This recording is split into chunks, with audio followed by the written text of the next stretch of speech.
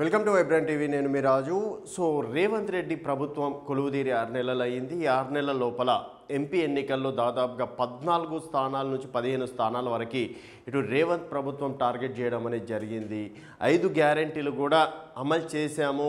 అదే టైంలో ఒక నెల జీరో కరెంట్ బిల్ రావడం కావచ్చు, ఫ్రీ బస్ సౌకర్యం కావచ్చు మహిళలకి, అలాగే రైతు బంధు గురించి, రైతు బీమా గురించి కూడా ఆగస్టు వరకు మేము రుణమాఫీ చేస్తామని చెప్పినప్పటికీ మరి జనాలు తీసుకోలేదా, లేకపోతే ఈ కేంద్ర ఎన్నికల్లో ఇటు మోడీ చూసే జనాలు ఓట్లేసారా? దీనిపైన సునీల్ కనుగోలుతో రేవంత్ రెడ్డి కీలక భేటీ జరగడం అనేది జరిగింది. సో మొత్తానికి మిషన్ 15 ఓట్ల డైవర్షన్ తోటే టార్గెట్ మిస్ అని చెప్పేసి కూడా అంటున్నారు. తొలుత ఊహించలేదనే ఏకాభిప్రాయం, నియోజకవర్గాల వారిగా లెక్కల విశ్లేషణ, అసెంబ్లీ కంటే ఓట్ బ్యాంక్ పెరిగిందనే నిర్ధారణ, లోక్సభ ఫలితాలపై Sunil కనుగోలుతో CM Revanth Reddy review, BRS vote bank బీజేపీకి షిఫ్ట్, 6 నెలల పాలనపై నమ్మకం ఉంది అని చెప్పేసి కూడా చెప్తున్నారు.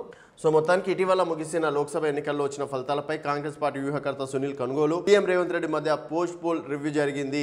బీఆర్ఎస్ ఓట్ బ్యాంక్ భారీ స్థాయిలో బీజేపీకి షిఫ్ట్ కావడం పైన ప్రధాన చర్చ జరిగింది. ఈ కారణంగానే మిషన్ 15 టార్గెట్ లెక్కలు తప్పాయని ఇద్దరి మధ్య ఏకాభిప్రాయం నెలకొన్నది.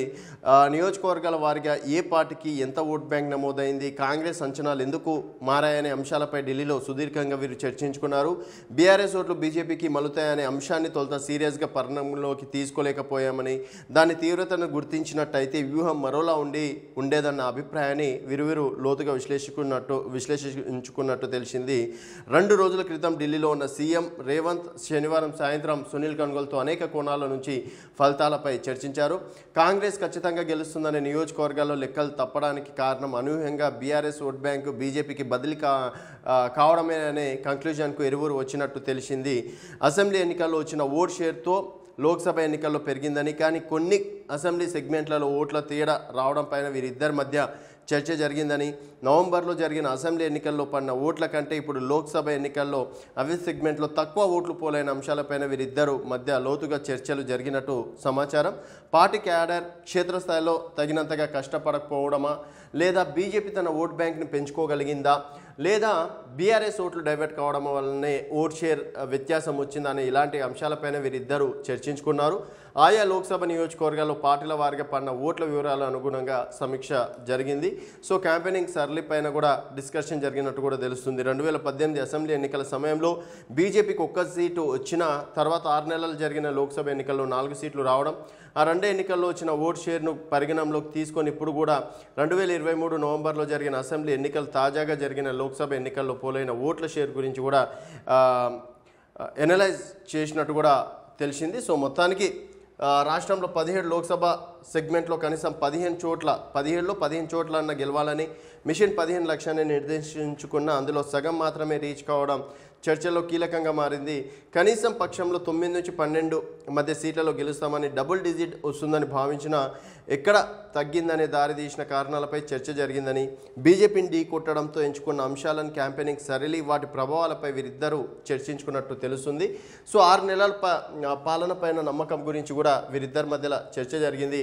సో మొత్తానికి చూసుకున్నట్టయితే అసెంబ్లీ ఎన్నికల పోలిస్తే లోక్సభ ఎన్నికల్లో కాంగ్రెస్ ఓటు శాతం పెరగడం, 6 నెలల పాలన ఫలితాలు, 6 గ్యారెంటీల అమలు తదితర ప్రజల్లో నమ్మకం ఏర్పడిందనే అభిప్రాయానికి వచ్చినట్టు తెలిసింది. బీఆర్ఎస్ ఓట్ బ్యాంక్ బీజేపీకి షిఫ్ట్ కాకుండా ఉన్నట్లయితే కాంగ్రెస్కు అడ్వాంటేజ్గా మారేదని, కానీ 2 పార్టీలు కాంగ్రెస్ ఉమ్మడి శత్రువుగా భావించి లోపాయధికారం వివరించడం వల్లే అంచనాలు తప్పాయని వారిద్దరూ చర్చించుకున్నట్టు తెలిసింది. సో ఇక్కడ చూసుకున్నట్టయితే కాంగ్రెస్ ప్రధానంగా దాదాపుగా ఒక 12 సీట్ల వరకు, అంటే మిషన్ 15 అని పెట్టుకున్నప్పటికీ డబుల్ డిజిట్ సాధించాలని చెప్పేసి కూడా లక్ష్యంతో వెళ్ళింది.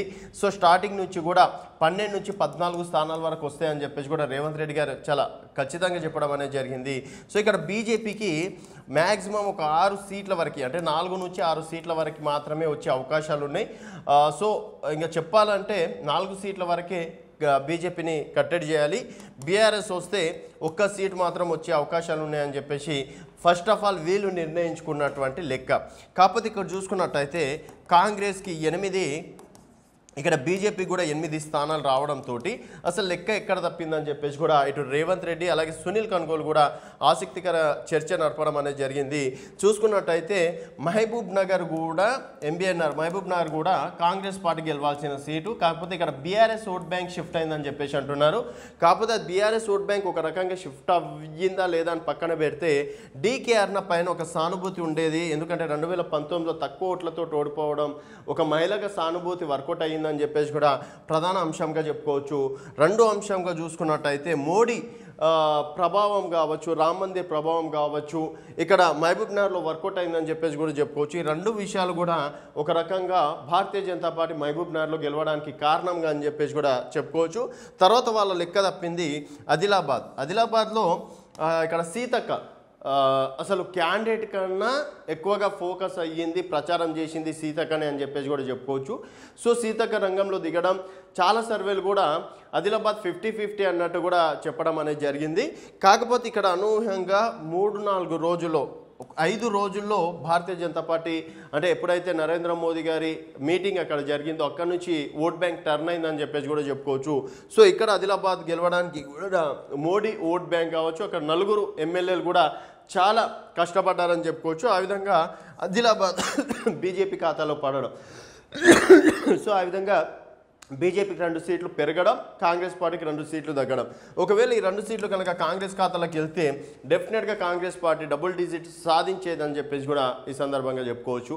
తర్వాత కరీంనగర్ కావచ్చు, మెదక్లో కూడా స్టార్టింగ్ నుంచి అక్కడ వినోద్ రావు గెలుస్తాడు, తర్వాత ఇక్కడ డెఫినెట్గా బీఆర్ఎస్ అభ్యర్థి గెలుస్తారని చెప్పేసి కాంగ్రెస్ అంచనా కావచ్చు, బీఆర్ఎస్ అంచనా కూడా అది.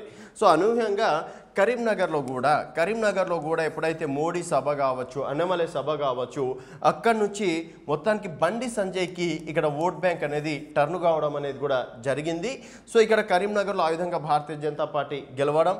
తర్వాత చూసుకున్నట్టయితే మెదక్లో కూడా ఇక్కడ బీఆర్ఎస్ఏ వస్తుందని చెప్పేసి అనుకున్నారు. అయినప్పటికీ రఘునందన్ రావు తన మొత్తానికి రాజకీయ వేట కావచ్చు, తర్వాత మోడీ సభలు కావచ్చు, ఇక్కడ కూడా రామ్ మందిర్ ఎఫెక్ట్ కావచ్చు, తర్వాత అసెంబ్లీలో ఓడిపోయిన సానుభూతి కావచ్చు, ఇవన్నీ ఒక రకంగా రఘునందన్ రావుకి వర్కౌట్ అయ్యి ఇక్కడ కూడా మెదక్లో కూడా గెలవడం అనేది జరిగింది. సో ఇట్లా 4 సీట్లు, సో భారతీయ జనతా పార్టీకి అనుకుంది 4 సీట్లే, సో ఇక్కడ గెలిచింది 4 సీట్లు ఎక్కువ గెలవడంతో సో భారతీయ జనతా పార్టీ స్థానాలు 8 అయినాయి, కాంగ్రెస్ స్థానాలు కూడా 8 కావడం అనేది జరిగింది. సో బీఆర్ఎస్ మొత్తానికి చూసుకున్నట్టయితే 0 అవ్వడం అనేది జరిగిందని చెప్పేసి కూడా చెప్పుకోవచ్చు. సో ఈ విధంగా సో సునీల్ కనుగోలు అలాగే రేవంత్ రెడ్డి మధ్య జరిగిన డిస్కషన్లో ఈ 6 గ్యారెంటీలు కూడా ఒక రకంగా మైనస్ అని చెప్పేసి చెప్పుకోవచ్చు. రైతు రుణమాఫీ కావచ్చు, రుణమాఫీ కనుక చేసి ఉంటే మాత్రం డెఫినెట్గా వాళ్ళ టార్గెట్ 12 స్థానాలు అయినా సరే రీచ్ అయ్యే అవకాశం ఉండే. సో ఈ రుణమాఫీ అంశాన్ని ఇటు బీఆర్ఎస్ కావచ్చు, బీజేపీ కావచ్చు ప్రధానంగా తీసుకోవడం కూడా ఒక రకంగా అది కాంగ్రెస్ పార్టీకి మైనస్గా అని చెప్పేసి కూడా ఈ సందర్భంగా చెప్పుకోవచ్చు. సో మొత్తానికి ఇదే కారణాలు, ఇంకేమైనా కారణాలని